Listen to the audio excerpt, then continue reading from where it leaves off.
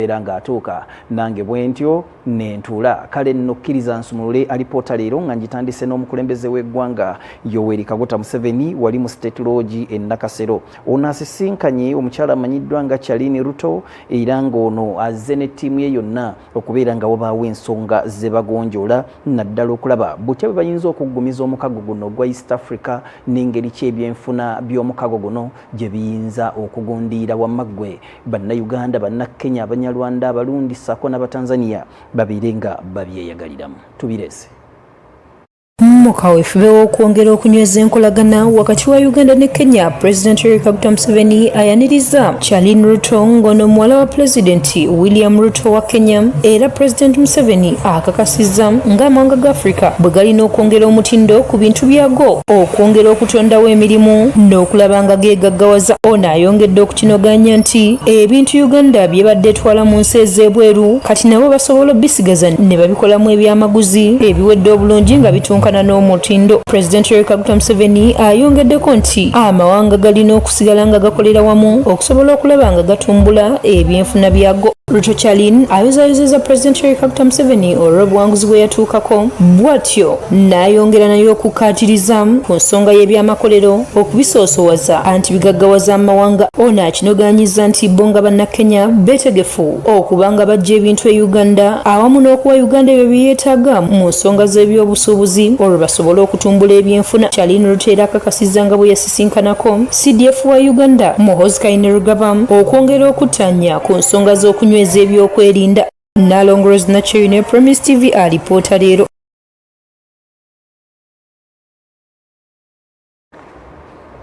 Weewaawo ate bwe tuvuddeyo tugenze embuga anti olunaku olwaleero Katikkiro wa Buganda Charles Peter Mayiga avuddeyo n'akalaatira bannayuganda okwewalanga endwadde okuzeetangira wamu n'okwegemesanga okwekebezanga endwadde ez'enjawulo n'okuzigema olwo nno babeere balamu bulungi kubanga Ssaabasajja Kabaka akulembera balamu. Obubaka buno abuwadde bw'abadde ng'aggulawo eddwaliro lya People's Medical Hospital erisangibwa wali e Gayaza.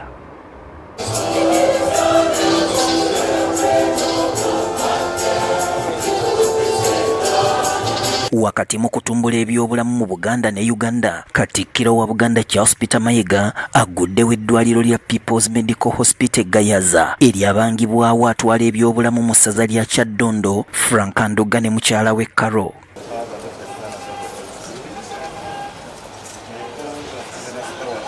Katikkiro ayaniriziddwa wakati mu mizira era n'alambuzibwa omulimu ogukoleddwa mu kitundu kino.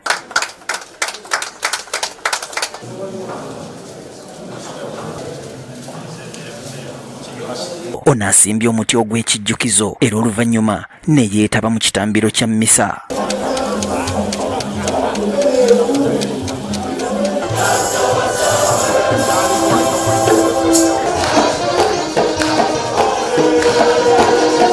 Bw'abadde akulembeddemu ekitambiro kino, Father Makanga akubirizza abantu okubeera abayonjo. Tubeere bayonjo, tutumaasa kasasiro, twebale ebirigamamu amazzi agazalibwamu ensiri, tetuwandawanda, tubeere n'obutambaala otunyiza. Bannanga mu kitundu kino obukyafu bulinga obukyafu, abamu balowooza nti okwambaza abaana pampa kya mulembe nnyo. Kituufu kya mulembe, naye okuzitusuuliranga buli wamu. Mu kwogerako eri abantu ba Beene, Katikkiro akubirizza abantu okulekerawo okweraliikiriranga era beekebezenga endwadde. Eraliikirira nnyo newe kiteetaagisa. Father, ekigambo stress bakiyita okukabiribwa.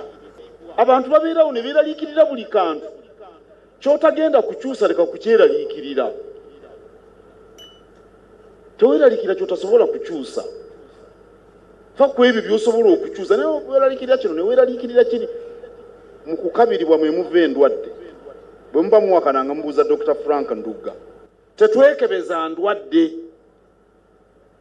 Simanyi abali wano mu 2025 bameka abaagenda ne babakebera nga tebalina kibaluma.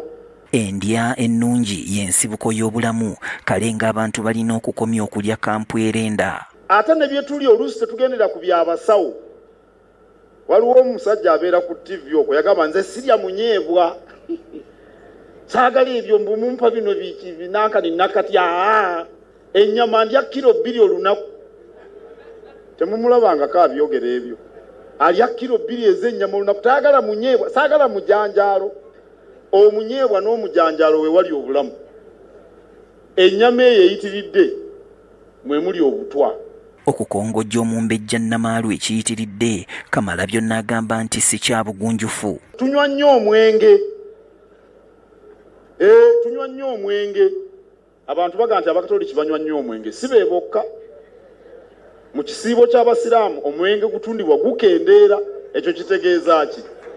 Swahaba nimbye omwenge oguyitiridde, omwenge Omuganda agamba nti oguggwa teguba mu nka. Lwaki onywa omwenge oguyitiridde gy'obeera onoogumala mu bita?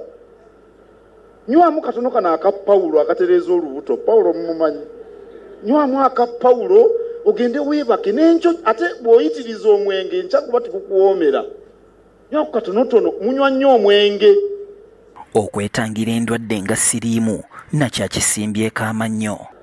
Tetwetangira ndwadde.